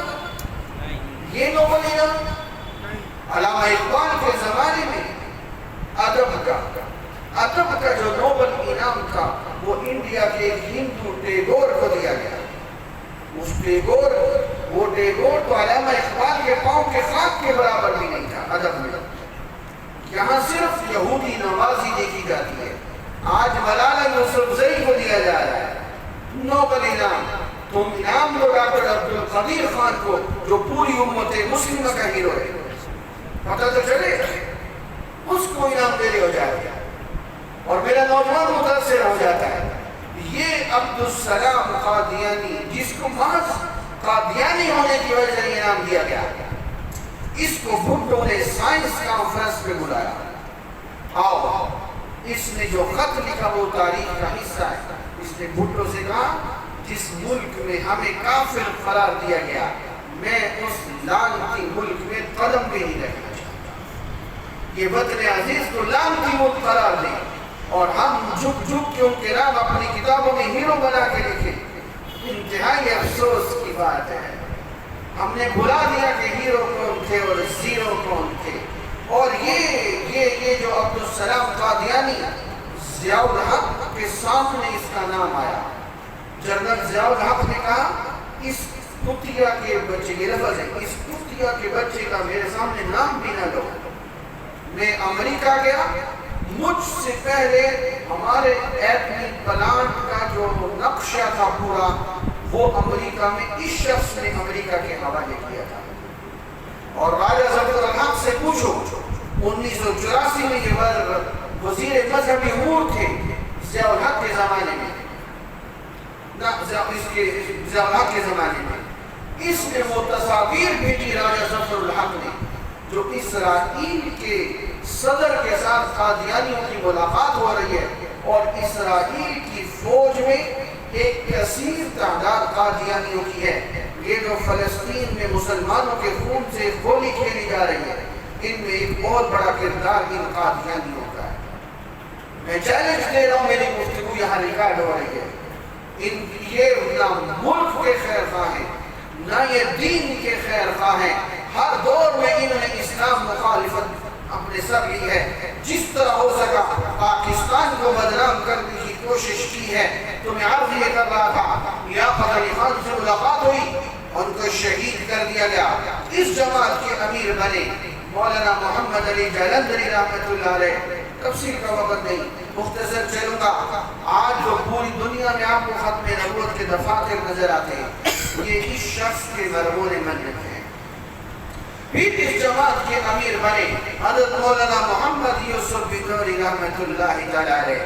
جب 74 کی تحریک چلی، جب قادیانیوں کو غیر مسلم اقلیت قرار دیا گیا، میرے نوجوان ذرا دھیان کے ساتھ میں یہ تحریک سنانے چلا ہوں.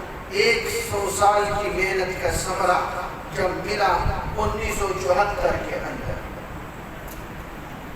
نیشنل میڈیکل کالج ملتان، وہاں پہ الیکشن ہوئے یونین کے کالج کے طلباء کے، اس میں قادیانی کھڑے ہو گئے.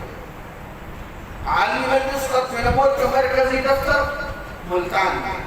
تو یہ مسلمان نوجوان جو ڈاکٹر بن رہے تھے وہ گئے، انہوں نے جا کے وہ لٹریچر لیا. ہمارے شیخ زید ہاسپٹل کے سابقہ پرنسپل اس تحریک کا حصہ تھے. وہ لٹریچر لے گئے اور انہوں نے وہ لٹریچر لا کے کالج میں تقسیم کیا. جب مرزا ملعون کی وہ کفری عبارتیں ان مسلمان نوجوانوں نے پڑھی، ان کے دل نفرت سے بھر گئے. الیکشن ہوئے، ان قادیانیوں کو اور جو ان کا پینل تھا وہ شکست کھا گیا.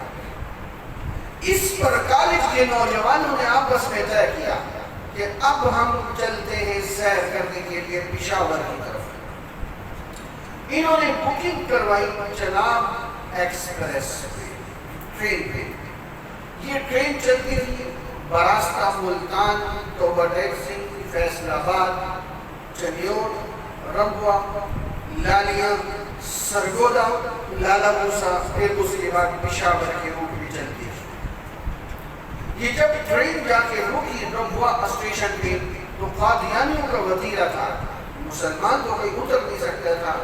اندر یہ اپنا کفر یا لٹریچر تقسیم کرتے تھے. ان نوجوانوں نے تازہ ختم نبوت کا معاملہ پڑا ہوا تھا. انہوں نے وہاں وہاں پر نعرے لگائے قادیانیت مرد آباد اور ختم نبوت زندہ باد، اور یہ موت تھی قادیانیت کہ ہمارے شہر میں ہمارے نبی کو مرد آباد، مرزائیت کو مرد آباد، ٹرین چلی اور نکل گئی۔ تو یہ قادیانیوں کا جو سربراہ تھا مرزا ناصر، اس نے بیچ میں جو واسطہ بنتا تھا مرزا طاہر، اس کو کہا بھاگ کے جاؤ ذوالفقار علی بھٹو سے ملو اور اس کو بتاؤ کہ تمہیں جتوانے میں ہمارا بہت بڑا کردار ہے الیکشن کی، آج ہمارے ساتھ زیادتی ہو رہی ہے۔ یہ مرزا طاہر ذوالفقار علی بھٹو کے پاس ہے، وزیر اعظم کے پاس، اور کہنے لگا یہ ہمارے ساتھ زیادتیاں ہو رہی ہیں۔ ذوالفقار علی بھٹو بہت ذہین آدمی تھا، اس نے جو کام لینا تھا وہ لے لیا قادیانی سے۔ ان سے کہنے لگا میں تو سمجھتا تھا قادیانی جماعت بہت بڑی جماعت ہے، تم سے تو چند نوجوان لڑکے نہیں قابو آ سکے۔ ان کو اور لائن پٹی پہ چڑھا دیا۔ وہ کہنے لگے پھر ہم جو مرضی کریں، تو نے کہا جو مرضی کرو جاؤ، تمہیں چھٹی ہے۔ اب اس طرح سے ان قادیانیوں کو شکنجے کے اندر کسا گیا۔ وہ نوجوان جب واپس آئے 22 مئی 1974 کو، 8 اسٹیشن پہ، ہر اسٹیشن پہ اسٹیشن ماسٹر قادیانی تھا۔ اب وہ ایک دوسرے سے رابطے میں تھے، کس ڈبے میں ہے اور کس ڈبے میں یہ نوجوان بیٹھے ہیں۔ جب وہ ربوہ اسٹیشن پہ آ کے ٹرین کھڑی ہوئی، جس ٹرین میں 2 منٹ کھڑے ہونا تھا وہ 35 منٹ کھڑی ہوئی۔ انہوں نے دل بھر کے اپنے ان نوجوانوں کو مار مار کے بھڑکس نکالا، ہر ایک نوجوان کو پکڑتے اور باہر یوں اچھالتے جس طرح بوریوں کو پھینکا جاتا ہے، پھر وہاں ٹوٹ پڑتے سارے، کوئی ناک کی ہڈی توڑ دی، کسی کے کان کو اتار دیا، کسی کی ٹانگ کی ہڈی توڑ دی، مار مار کے اپنی طرف سے مرنے والے کے قریب جب ہو گئے پھر جا کے ان کی جان چھوڑی۔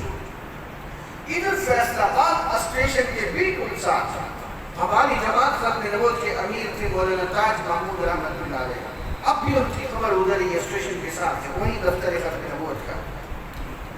تو ان کو ایک ریلوے کا ملازم بھاگتا ہوا گیا، کہنے کا حضرت بہت بڑا ظلم ہو گیا، مسلمان بچوں پہ قادیانیوں نے بہت ظلم کیا ہے۔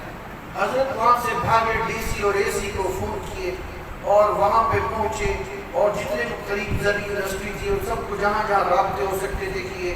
جب تک ٹرین پہنچی ہزاروں کی تعداد میں مسلمان اسٹیشن پہ اکٹھے ہو چکے تھے۔ مولانا تاج محمود رحمۃ اللہ تعالی نے ان نوجوانوں سے کہا میں قسم کھا کے کہتا ہوں اس وقت تک ہم چین سے نہیں بیٹھیں گے جب تک تمہارے خون کا بدلہ نہیں لیں گے۔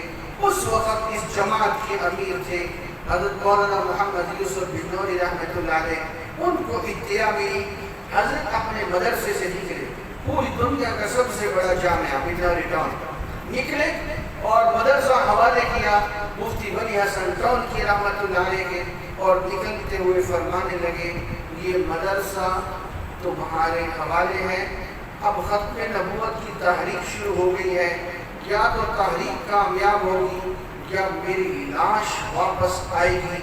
یہ کہہ کے اپنا بیگ کھول کے دکھایا، یہ دیکھو میں اپنا کفن اپنے ساتھ لے کے جا رہا ہوں۔ اس للہیت کے ساتھ نکلے، پھر وہ دن دیکھا پورے پاکستان میں ہڑتال، وہ تاریخ ساز ہڑتال کی آج تک لوگ مثال دیتے ہیں۔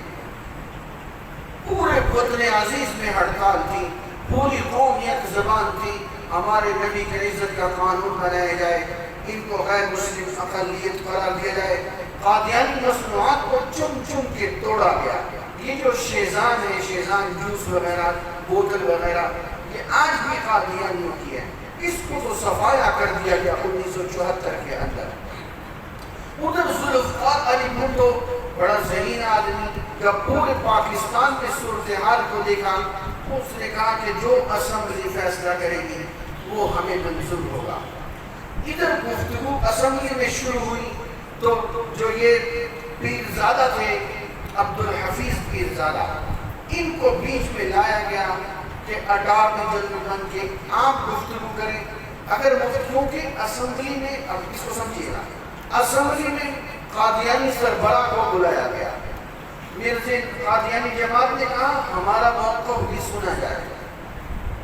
بھٹو نے مفتی محمود صاحب رحمۃ اللہ علیہ سے پوچھا ہاں بھائی کیا کرنا چاہیے؟ مفتی محمود رحمۃ اللہ علیہ کا چہرہ کھل اٹھا، فرمانے لگے ضرور بلاؤ، ورنہ کل کو یہ پروپیگنڈا کریں گے ایک طرفہ فیصلہ ہے، ان کو آنے دو، میں ان کے سامنے ان کے کفر کو ننگا کروں گا. مرزا ناصر جو قادیانی سربراہ تھا اس کو بلایا گیا. اب یہ مسئلہ بن گیا کہ اسمبلی میں تو ممبر اسمبلی بول سکتا ہے، اس کا حل کیا ہے؟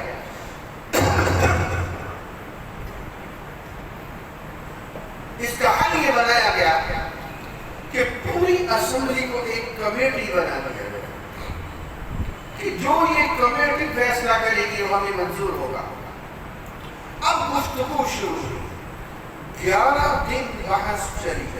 میرے عزیز، جب مرزا ناصر پہلے دن اسمبلی میں آیا، سفید پگڑی، اینک، ہاتھ میں تسبیح، جبہ اور جناب اینک لگی ہوئی ہے، بڑی داڑھی ہے، تو ممبران اسمبلی پی پی کی حکومت تھی، ولی خان یہ حضرات اسمبلی میں تھی،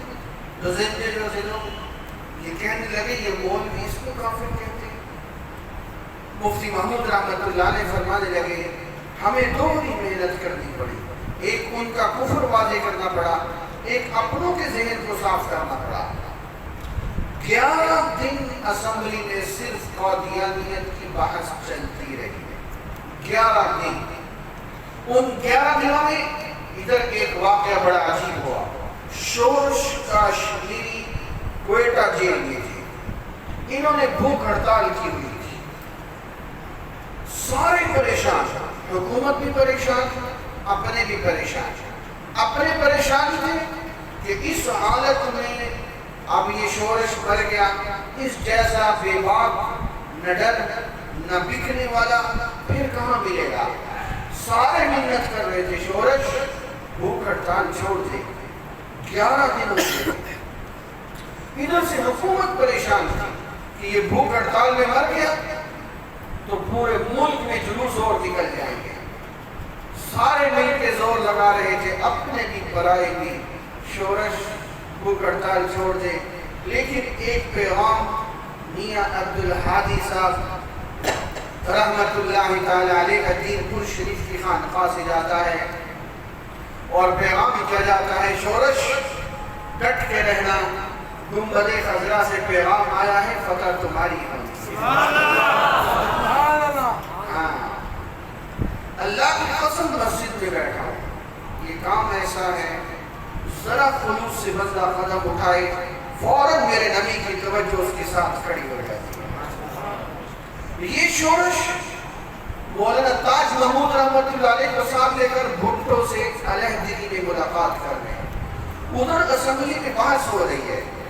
گفتگو کے دوران ایک موقع ایسا آیا کہ شورش جناکیب پہنتا تھا، اس نے اپنے سر سے جناکیب اتارا اور بھٹو کہتا ہے میرے قدموں کے اندر رکھ دیا، میرے قدموں کے اندر وہ رکھ دیا.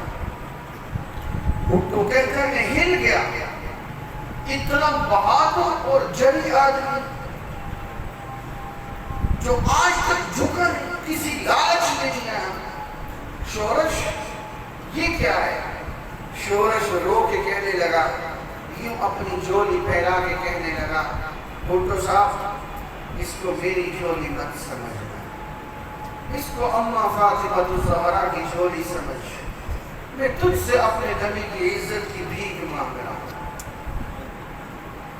وہ بھٹو صاحب لکھتے ہیں میں ہل گیا اور میں نے فیصلہ کر لیا اب کچھ کر کے رہوں گا.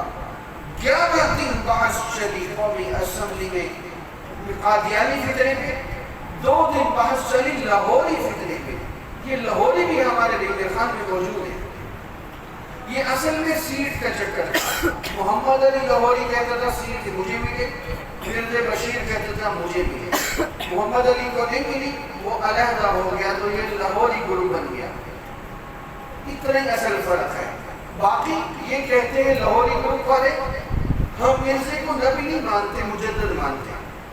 بھائی جس شخص نے نبوت کا دعویٰ کیا اس کو کوئی مسلمان کہے تو وہ کافر ہو جائے گا، مجدد تو دور کی بات ہے۔ قومی اسمبلی میں 13 دن کی بحث ہو گئی۔ اب صورتحال یہ تھی، نواب زادہ نصر اللہ، آپ نے نام سنا ہوگا، بابائے جمہوریت، یہ احرار کا بہت بڑا لیڈر تھا۔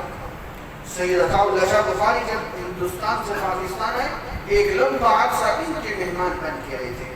نواب زادہ نصر اللہ نے کہا معاملہ گڑبڑ ہے، میں پھر ٹینکوں کو سڑکوں پہ آتا ہوا دیکھ رہا ہوں۔ ادھر راولپنڈی کے اندر جلسہ ہو رہا تھا حضرت بنوری رحمۃ اللہ علیہ کی قیادت کے اندر، اور ادھر بھٹو نے بلوایا مفتی محمود رحمۃ اللہ علیہ کو کہ آپ 3-4 بندے آ جاؤ، ہم مل بیٹھ کے قرارداد بنائیں تاکہ کل ہر ایک اپنی اپنی قرارداد نہ پیش کرے، ایک ہی لفظ ہو۔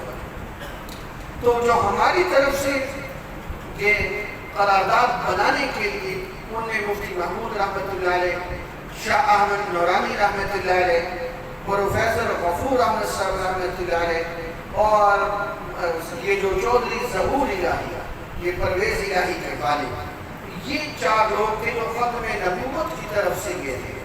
اور ادھر سے بھٹو تھا، اور عبدالحفیظ پیرزادہ تھا، اور کوثر نیازی تھا، اور افضل چیمہ تھا۔ اب جب گفتگو شروع ہونے لگی، یہ جو بھٹو تھا یہ بڑا ذہین آدمی تھا، اس کو پتا تھا کہ جب گفتگو ہوتی ہے آمنے سامنے، جو شروع میں چھا جائے وہ آخر تک چھایا رہتا ہے۔ تو بھٹو نے بیٹھتے ہی مفتی محمود صاحب پہ چڑھائی کر دی، آپ کیا چاہتے ہیں؟ 3 مہینے ہو گئے، ملک مفلوج ہے، سارے کالج بند پڑے، کارخانے بند پڑے، اسمبلی میں کوئی قانون سازی نہیں ہو رہی ہے، آپ نے 3 مہینے سے ٹھیکہ لیا ہوا ہے کہ یہ ملک نہ چلے۔ مفتی محمود رحمۃ اللہ علیہ بھی تو مفتی صاحب تھے نا، فرمانے لگے مجھے تم پہلے یہ بتاؤ، کل تمہارے گھر میں مولانا غلام قبر ہزواری کی تمہاری بیگم سے نہیں ملے؟ موضوع بدل دیا، تمہاری بیگم سے نہیں ملے نصرت بھٹو سے؟ بھٹو کہنے لگا بیوی میری ہے، باتیں تمہیں پتہ ہیں، یہ کیا چکر ہے؟ مفتی صاحب فرمانے لگے میری باتوں کا جواب دو، کیا کل مولانا ہزاروی نصرت بھٹو سے نہیں ملے؟ وہ کتابیں لے کے گئے تھے صاحب اپنے؟ بھٹو نے کہا ہاں۔ پھر نصرت بھٹو بھاگ کے تم سے آ کے ملی تھی اور اس نے تمہیں کچھ کہا تھا؟ بھٹو نے کہا ہاں۔ کیا کہا تھا؟ تم سے یہی کہا تھا نا کہ مرزا قادیانی جو ہے یہ اہل بیت کی شان میں، حضرت علی کی شان میں، بی بی فاطمہ کی شان میں مرزا قادیانی نے بڑا کفر بکا ہے، بکواس کی ہے، اس کو فوراً کافر قرار دو۔ کیا یہ نہیں کہا تھا؟ تو نے کہا یہی کہا تھا۔ تو پھر مفتی محمود رحمۃ اللہ علیہ فرمانے لگے اب آپ بتائیے، آپ کی بیگم بھی کہتی ہے قادیانی کافر ہے، آپ بھی کہتے ہیں قادیانی کافر ہے، ہزاروی بھی کہتے ہیں کافر ہے، ہم بھی کہتے ہیں کافر ہے، کالج والے بھی کہتے ہیں کافر ہے، ہڑتال کرنے والے بھی کہتے ہیں کافر ہیں، کارخانے والے بھی کہتے ہیں کافر ہیں، آپ نے ٹھیکہ اٹھایا ہوا ہے 3 مہینے سے ملک کو مفلوج کیے ہوئے، آپ مانتے کیوں نہیں؟ مفتی محمود رحمۃ اللہ علیہ کے اس جواب پہ بھٹو ہی ہوئے۔ بھٹو نے کہا اچھا آؤ پھر آئین بناؤ، لیکن آئین یوں بناؤ اس میں مرزے کا نام نہیں آئے گا، یوں لکھو کہ جو بھی ختم نبوت کا منکر ہے وہ کافر ہے، مرزے کا نام بڑا ملعون ہے۔ میں اس کو ڈال کے آئین کو پلید نہیں کرنا چاہتا۔ مفتی محمود رحمۃ اللہ علیہ سمجھ گئی یہ کیا چکر ہو رہا ہے۔ مفتی محمود رحمۃ اللہ علیہ فرمانے لگے اگر قرآن میں حامان، قارون، شداد، شیطان، خنزیر کا نام آنے سے قرآن ناپاک نہیں ہوتا تو پاکستان کا آئین بھی ناپاک نہیں ہوتا۔ بھٹو نے کہا آئین کے اندر نام نہیں آیا کرتا۔ مفتی صاحب نے کہا پاکستان کے آئین میں قائد اعظم کا نام باقاعدہ لکھا گیا ہے، تو آئین آ چکا ہے، پہلے نام آ چکا ہے اس کے اندر پہلے سے۔ اس پر 7 ستمبر 1974 کس ستمبر کا مہینہ گزر رہا؟ ابھی آپ نے اخبارات میں پڑھا عشرہ ختم نبوت منایا گیا تھا. ذوالفقار علی بھٹو جب سائن کرنے لگے وہ کہنے لگے بنوری صاحب آپ ختم نبوت کے امیر ہیں, آپ کو نہیں پتا, آپ مجھ سے قادیانیوں کے کفر پہ دستخط نہیں کروا رہے, آپ مجھ سے میرے پھانسی کے پھندے پہ دستخط کروا رہے. حضرت بنوری رحمت اللہ علیہ نے فرمایا حضور کی ختم نبوت پہ قربان ہونا بھی کسی کسی کو نصیب ہوا. اور وہی ہوا. میرے نوجوان تاریخ محفوظ کر, بھٹو کو واحد گواہی جس گواہی کی پاداش میں پھانسی لگی وہ مسعود محمود قادیانی تھا, اور بھٹو نے لکھا قادیانیوں نے اپنا بدلہ مجھ سے لے لیا ہے. وہ مسعود محمود قادیانی تھا. پاکستان میں ان پر بین لگا. توجہ چاہیے, ختم کر رہا ہوں. پاکستان میں عالمی سربراہی کانفرنس بلائی گئی, عالمی مجلس نے ان کی زبانوں میں لٹریچر دیا. رابطہ عالم اسلامی نے اعلان کیا OIC ورلڈ اسلامک فورم میں قادیانیوں کا اسلام سے کوئی تعلق نہیں. یہ قادیانی یہاں سے نکلے اور سعودیہ جانا شروع ہے. ذرا توجہ سے کہ پاکستان میں تو ہماری دال نہیں گلی, وہاں پوری دنیا کا مسلمان آتا ہے, ہم ان کو لٹریچر دیں گے, ان کو قادیانی بنائیں گے. حضرت بنوری رحمت اللہ علیہ ختم نبوت کے امیر جا کر شاہ فیصل مرحوم سے ملے اور اس سعودی عرب کے بادشاہ سے, اور اس سے کہا کہ یہ قادیانی حرمین میں آ رہے ہیں, کافر تو حرم میں قدم نہیں رکھ سکتا. شاہ فیصل مرحوم نے کہا میں آج کے بعد سعودیہ کا قانون بناتا ہوں, حرمین نہیں, آج کے بعد سعودیہ میں کوئی قادیانی قدم نہیں رکھ سکتا. یہ حرمین کی عزت کے تحفظ میں بنیادی کردار اس جماعت کا ہے. پھر 1984 میں تیسری تحریک چلی جب پاکستان کے ہمارے ختم نبوت کے سیالکوٹ کے مبلغ تھے اسلم قریشی, ان کو قادیانیوں نے اغوا کیا.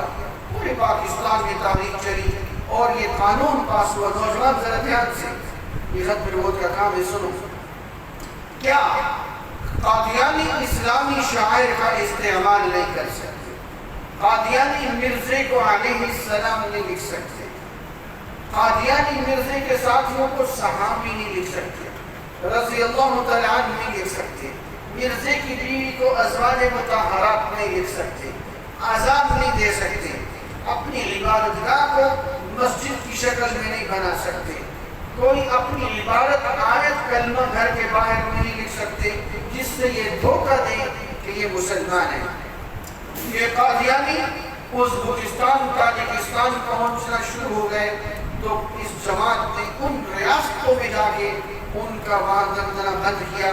مولانا یوسف لدھیانوی شہید رحمت اللہ علیہ نے ان کی زبان میں لٹریچر تقسیم کیا.